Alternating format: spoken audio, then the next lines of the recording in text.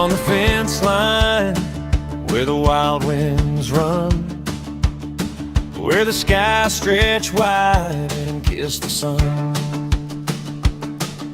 The sagebrush whispers, the rivers hum. This land's a story just begun. Wyoming calls where the heart beats free. Mountains rise and dreams run deep. Past the borders, past the sign, there's a world alive beyond the fence line.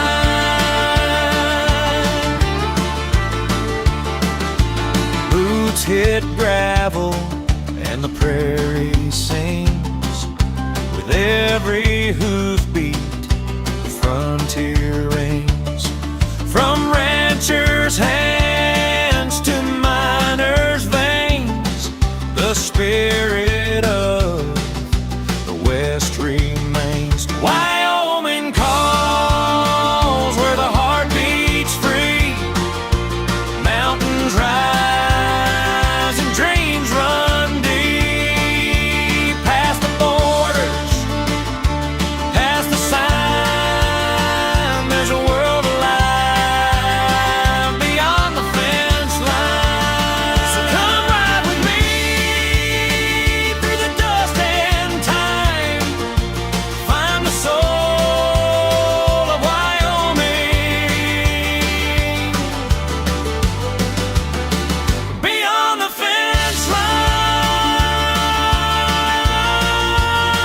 beyond the fence beyond the fence line,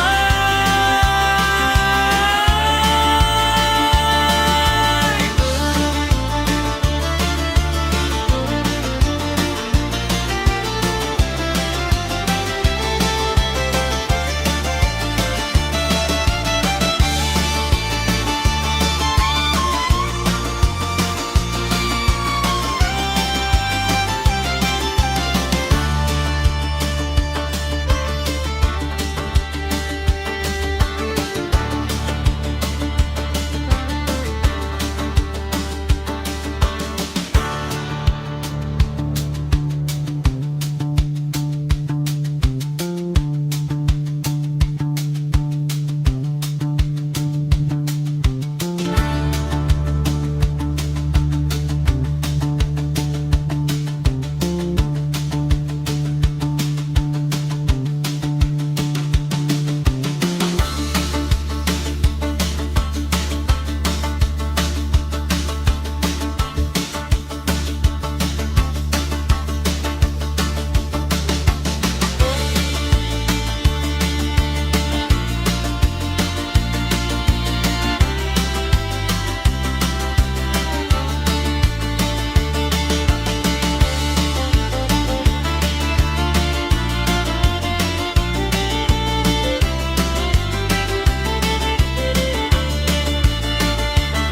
the fence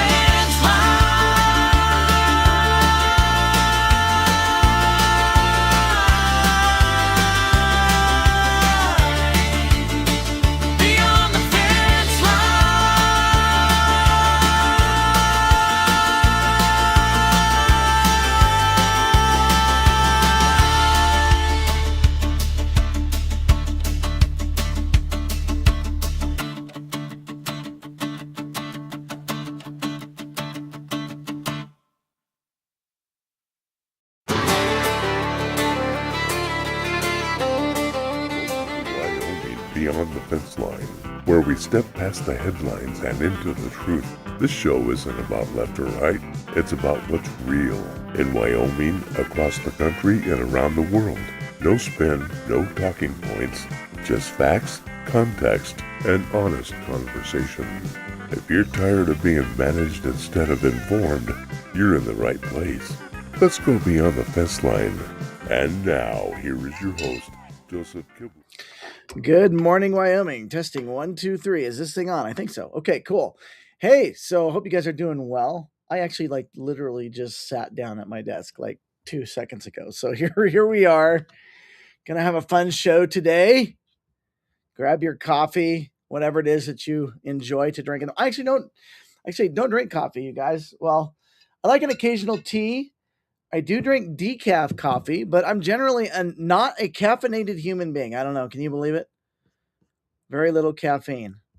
My wife always tells me, boy, if I had caffeine, I would probably be bouncing off the walls. So here we are. Today we're talking about something that, well, let's just say I've talked about it here and there throughout the past year. We've talked about this idea is why do we keep getting more of the same in a different way? It just seems like no matter who we elect, the cycle just repeats itself. Maybe we repackage it and we call it something else and we make it feel nice, but we just keep getting more of the same in a different way. I'm Joseph Kibler. I am your candidate for Wyoming governor, and we're here to be something different. And you're joining me on Wyoming Beyond the Fence Line. So great to have you guys here today. So, why do the same problems just kind of keep getting the same results? Guys, I mean, I'm 46 years old. I know for me personally, this has at least been going on consistently for multiple decades, right? We've seen it. Same issues, same conversations, same promises, and somehow the results rarely change. This last legislative session is really kind of no exception to that. I think you guys probably saw what I saw, feel what I feel, and that is that we kind of ended up at the end of the session pretty much where we started in many ways. Not to discount the wonderful, beautiful, hard work that all of our legislative representatives do, but we started out saying these are the things that we're going to do. By the time we got to the end, we sort of had what we started with when it came to the budget and other things. And now I understand fights are won, fights are lost there on the legislative floors, and you pick your battles and stuff like that. But at some point, even if we have the minority, maybe if there's only 20 of us that believe something, maybe it's time we start to stand our ground. And when no is no, it means no. And at some point we have to do that, or we're going to just keep getting more of the same in a different way. The results don't seem to really ever change much. Maybe that's because bureaucracy has gotten too big and we don't even know what is there anymore. I've heard that, by the way, from representatives where, well, gee, we don't even know what's there in the rules. So instead of looking at what we have, we're just going to keep adding more to this subject, to the issue. Maybe it's elections. Maybe it's property taxes. Maybe it's healthcare. Maybe it's, you name it. Go down the list. Maybe it's education. We just keep adding more to it instead of stepping back and taking a look at what we've got. And maybe we can work with what we've got. Instead, we have different names, different faces, and virtually the same outcomes. And at some point, we've got to ask, is it really the problems, or is it how we approach the problems that really come up? A verse comes to mind to me, you guys, Ecclesiastes 1:9. And I know I've told you guys this before. Read Ecclesiastes in the Bible. Even if you don't read the Bible, check out Ecclesiastes. It's a book. There's a lot of wisdom, a lot of common sense in there. Anyways, Ecclesiastes 1:9 says, that which has been, what will be, that which is done is what will be done, and there is nothing new under the sun. So there you have it, guys. Maybe I should just stop the show right there. There's nothing new under the sun, and we're just going to keep doing the same thing, and maybe in a different way. We might repackage it. I don't know. But let's be honest. If your truck keeps breaking down, you don't just keep turning the key harder and hoping it's going to somehow get a different result, right? You got to step back, figure out what's actually wrong with your truck, and that's what we're going to talk about today. We're going to get into this cycle that just keeps happening. I call it a hamster wheel. You guys may think of something else, but I kind of call it a hamster wheel. I feel like we just keep every election, we just keep getting on the hamster wheel, and we're just running in place, right? And why is that? Why is it that we're doing that?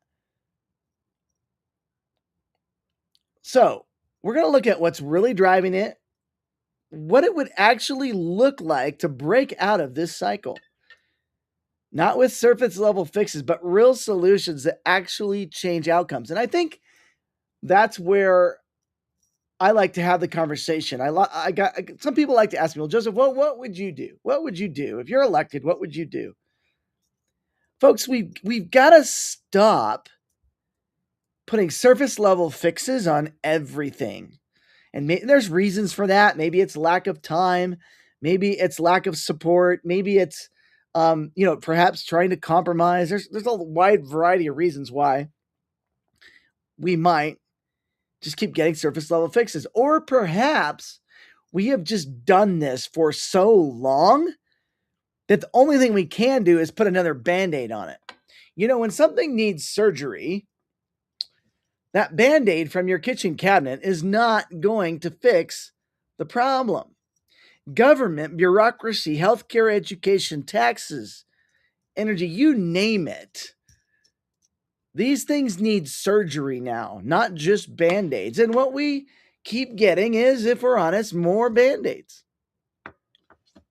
We're not blind. We see this cycle. Every issue.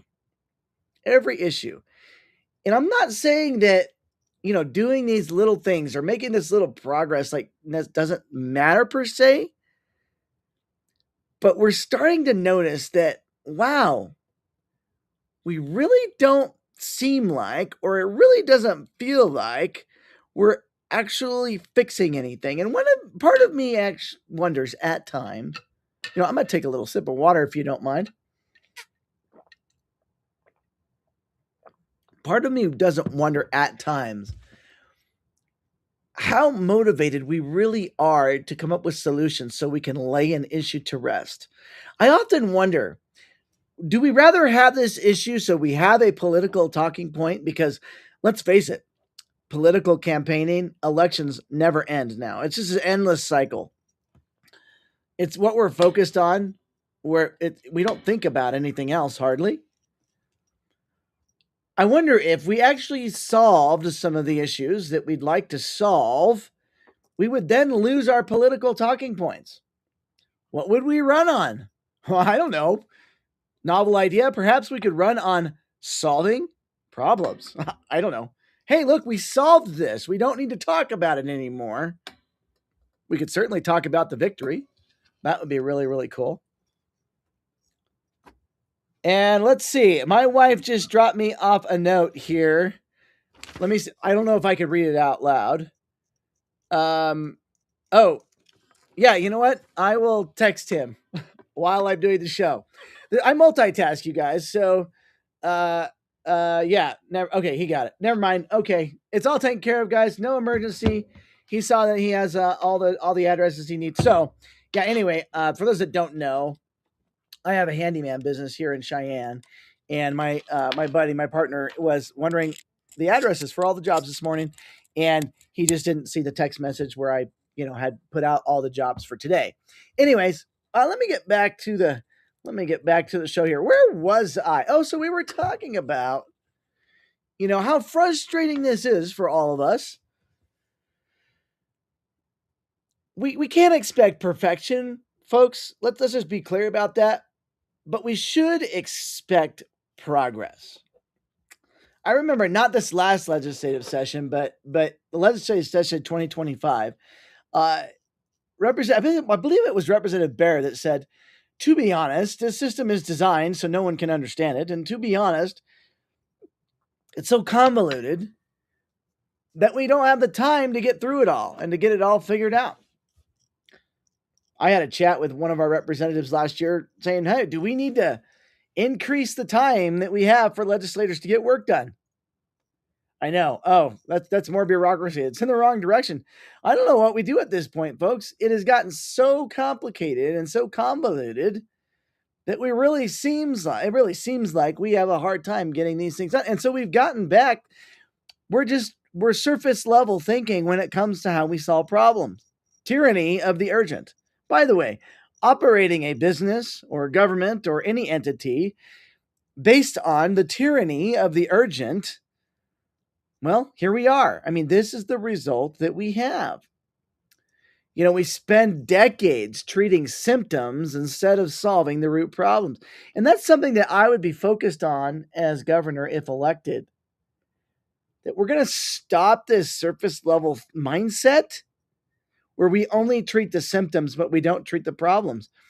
And this is no knock to our medical professionals, but we've created a medical system and culture where we just treat the symptoms, relieve the symptoms, and we often don't ask the question, well, why do you have headaches, Joseph? Or why are you not sleeping at night? Or why are you having difficulty breathing? Or why do your bones ache? Instead, we just throw you an aspirin and say, have a nice life. And we just treat the symptoms. We need to start treating the root problems. And by the way, folks, as you guys know, if any of you followed me, I have talked about treating root problems the entire time I've been running. That we've got to ask the deeper questions. Why is this happening in the first place? If we don't ask that question, we just end up building on top of something that was never fixed or stable to begin with. Again, I like to go back. I like to call it Band-Aids. We just keep throwing Band-Aids on a broken pot. You could throw as many Band-Aids as you want on a broken pot. And guess what? You pour water in that and it will do what? It will keep leaking. At some point, we have to do the hard work with that broken pot. Maybe we have to remake it. We have to redo it. It's not usable anymore. And we need usable, functional government. We do. Now let's talk about freedom versus control. Let's bring this home a little bit. We've got a great, wonderful, beautiful state. It's a strong state with our energy, our agriculture, small business, our resources, hardworking people that definitely don't need to be micromanaged. But government has gotten so involved in steering the outcomes of everything, and whether that's education, healthcare, development, business development, economic development, that the people have lost the freedom and the free marketplace to exist, which is the best way for things to be. Growth doesn't come from being managed, it comes from being free, folks. And if we want to stop this endless cycle, this hamster wheel, this Band-Aids approach, then our mindset has got to change. We have to change our mindset. I know some people argue the definition of insanity is not this, but I think it works pretty well. It's doing the same thing over and over and over again and expecting different results. Guess what, folks? You can't keep doing the same thing over and over and over again and somehow expect that somehow you're going to get a different result. You got to try a different thing. Like as I'm sitting here, I'm just thinking, well, Thomas Edison's a great example of that. He wanted to create the light bulb, right? He didn't keep trying the same filament over and over and over and over again until he got the filament that would work to create the light bulb. No, he had to try new material, right? So, and I forget the number. I think it was in the thousands of times that he tried to create the light bulb with different types of materials until he got the right combination of material. But what we're doing, let's say, I'm just going to say cotton. What we're doing is we're 1,000 times we're putting the same exact material in that light bulb, expecting that somehow if we use the cotton 1,000 times, that somehow the result is going to change. It's just not. It's not going to change. And this is where leadership matters, you guys. Leadership is what sets the tone. If you guys have been paying attention to my campaign, my tone has been consistent and clear on what we need to do this. We've got to stop approaching problems the same way we do. We got to stop electing the same way we elect. We need to be responsible. We need to stop looking at the R and the D after someone's name. And we need to understand, what is it they've got behind them? What is it that they're going to actually do? Do we manage more? Do we need more management, more layers, more control? I saw an announcement today. Actually, I read it briefly just as I was kind of running around this morning, getting ready for the show, that, they've set all of the topics for the interim session. And I just briefly again saw it in passing, so don't judge me too much on this, but there was a mention that, there was a talk about more government, committees, or more government, perhaps more state committees, councils, things like this. No, we don't need. I feel like every legislative session we create more bureaucracy, we create more departments, we create more oversight boards, we create more this and more that. By the way, government needs more oversight, but the best thing to do with that is not have government do its own oversight.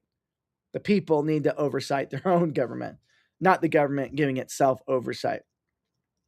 It's about approach. It's about conversation. So what does this idea behind me, be something different, actually look like? It starts with better questions. Are we solving this, or are we managing it? Are we addressing the root, or are we just reacting to the symptoms? Are we trusting people, or are we trying to control outcomes?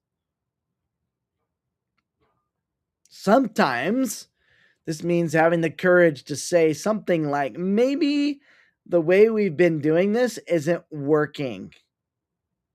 And this, again, this goes back to, it's not because we're not trying. We see the trying going on. And again, I want to reiterate that. This show is not with the intent to discount the hard-working folks in our government, state level, local levels, who often sacrifice their days, their nights, their weekends, their lives for this service. I don't think it's because we're not trying. I think it's because the system itself is broken and it needs to be rethought. That's the conversation that we're not having, folks.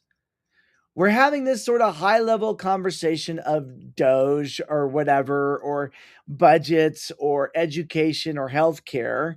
And we talk about these things in high and broad terms, these systems that are broken beyond repair. But we're not willing to sit down and go, maybe it's time to rethink how we're doing this. Maybe it's time to give it some rethought. Stop doing it this way. So what is the better path forward? I'm so glad you asked. Thought you'd never ask. Thank you for asking. Appreciate it. So what is the better way forward? Wyoming does not need to become something that it's not. Let me start with that. Wyoming is good at a whole bunch of things, and it is my core belief that we ought to focus on what Wyoming is good at, the talents that we have, the gifts that we have, the resources that we have, rather than trying to put all of our irons in all of the fires and trying to be everything to everyone, economically, whatever, what have you. At some point, that's going to come back to get us, because we're losing our culture and our identity in so many ways. These data centers and things like this, and my core opposition, I guess, if you could call it that, to the things like the data centers and stuff is for what about the people? What about the people? Oops, we've forgotten about the people. Oh, we're having a closed door meeting in Teton County with all of the big multi-trillion-dollar companies about what they can do here in Wyoming. And by the way, probably what sweetheart deals they'll be getting. While you and I pay the price. Actually, Representative Ann Lucas posted this morning, I think it was out in Virginia, how taxpayers are going to be on the hook for $500 million for a transmission line, new transmission lines, because the data centers need them. The project is going to cost twice what was estimated, and that taxpayers are going to be on the hook for that. That's going to happen here, folks. Mark my words. If we don't start making comprehensive and detailed deals with these folks, deals that benefit Wyoming and the people of Wyoming, because you know what? Most of these deals are designed to benefit one thing and one thing only: bureaucracy and government. When a deal is made for a data center or whatever, and the core beneficiary of that deal is government, and corporation. By the way, Corporations that, by the way, don't need your tax dollars or welfare, but they're getting corporate welfare to come to Wyoming. They're getting corporate welfare on your back to make a deal to come here and to be a part of our economy. When the only beneficiaries are government and the corporations, that's wrong. We've lost sight of what we're supposed to be doing, because what we're supposed to be doing is building strong communities, local decision making, personal responsibility, building freedom for our people, not freedom for bureaucracy and government. And that's where real solutions come from, folks. Not temporary fixes, not political cycles, but long lasting solutions. So the truth that we all already know, at the end of the day, it comes down to something simple. If we keep doing the same things, we're going to keep getting the same results. It's not political, it's just reality. And I think a lot of us already know that. You know, and again, I have people that ask, well, Joseph, what would you do? And I touched on that today. We have got to start asking different questions. Not asking this question, what can we do to fix this right now today? No.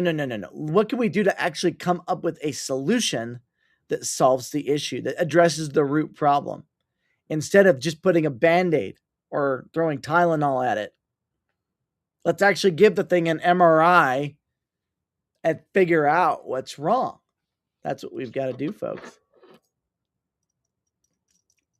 If we keep doing the same things, we're going to keep getting the same results. The real question isn't what do we change? The real question is are we willing to be something different? Are we willing to do something different? We talk all the time about doing something different, but I think we have to lead differently. I think we have to think differently. We have to get out of this broken mindset that we're in when it comes to this broken cycle, so that we can actually build something better. Oops, did I say build something? Oh, build back better. Was that Biden's campaign? Was it build back better? Anyway, in order for us to do anything like that, we got to start addressing the root problem. Folks, I want to kind of wrap up with this, in some of my core beliefs. I believe that education is broken beyond repair. I believe it needs surgery at this point. I believe that healthcare for the common man is broken beyond repair. It needs surgery. I believe that bureaucracy is broken beyond repair and it needs surgery. I believe that's kind of just where we're at on things. It's broken beyond repair and it needs surgery. Can we do the hard work? Can it be done? Yeah, we can, if we get enough like-minded people in leadership who are willing to stand their ground regardless of political consequence, or regardless of a consequence in general. We can get it done. It can be done. I believe that. But we're going to have to change the way we do this, folks. If we just go through this election season doing the same things, going through the motions, supporting what is popular, going to the voting booth and looking at the names and not knowing the names, but going, oh, that guy's name or that gal's name, that sounds nice, I'm going to vote for that person. Or, gee, I saw that person's banner, I'm going to vote for that person. We got to do it differently, folks. We really, really do. So that's what it's about. And we want to stop getting more of the same in a different way, or more of the same just relabeled and packaged nicely. We are going to have to break the cycle. We're going to have to do it. We're going to have to stop building systems on top of broken things, broken systems. We're going to have to stop stacking policies on top of policies, creating layers and layers of bureaucracy. That's what we're going to have to stop doing. We're going to have to stop managing problems and start talking about real solutions. So there you go, folks. That's today's show. I'd love to hear what you think. Actually, you know what? It looks like I have a comment or two on here. Oh, yeah. Looks like my wife commented on the show today. She appreciated my show today. Oh, thank you, wifey. I really appreciate that. Thanks for the shout out. Anyways, have a great day. God bless you guys. I don't really even know what I'm doing for Friday's show, but tomorrow I think we're going to talk about leadership a little bit. We're going to talk about leadership versus position, and what do we actually have now? And you know, in ways we have leadership. Well, of course, we have leadership. I mean, we have leaders and we have leadership. But then we're going to talk about positions and things like that. And how can we get to a point where uncompromising positions can get us somewhere to what I'm talking about today, getting us off that hamster wheel, if you will. So we'll talk about that tomorrow. Friday, maybe I'll recap. I don't know what's gone on this year. Maybe I'll do that here in Wyoming, or I'll find something to talk about. Anyways, God bless you guys. Have a great day. Be safe out there. And we'll go ahead and wrap the show up here. Let me pick something fun here. How about Raised on Friday nights? Although it's not Friday. You know, I should probably play that on Friday, huh, guys? Let's play a little Mend Those Fences. Go out and mend those fences today, folks. Take care. Bye now. Thanks for joining me.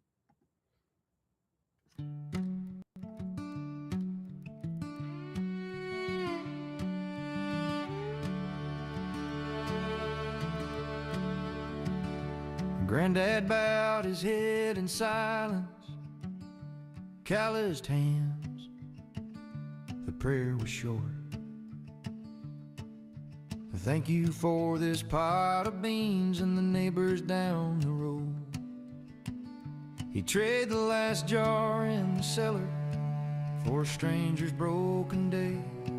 Didn't ask who they were voting for, just helped hitch up their hay. They didn't have to be right, they just did what was right.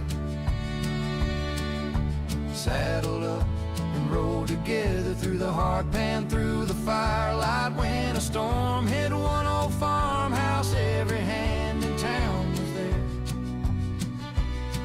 They believed in rest and repair, mended fences 'cause they cared.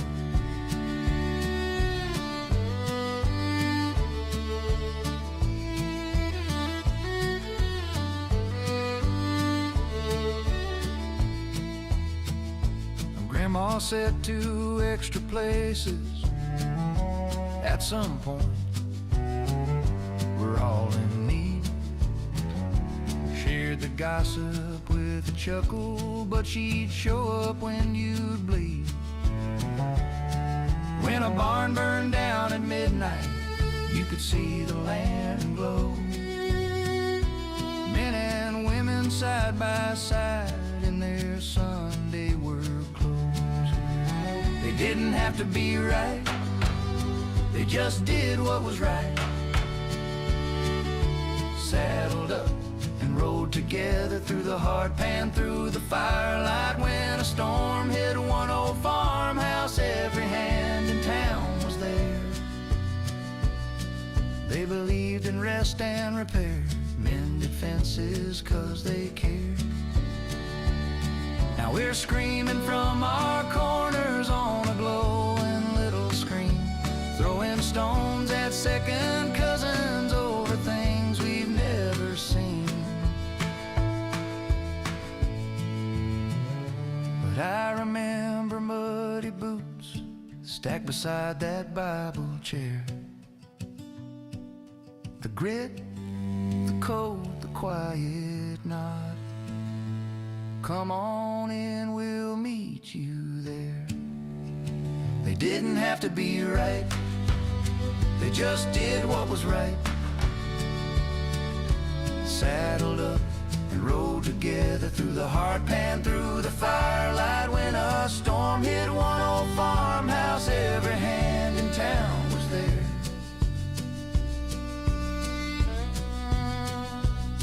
They believed in rest and repair, mended fences 'cause they cared.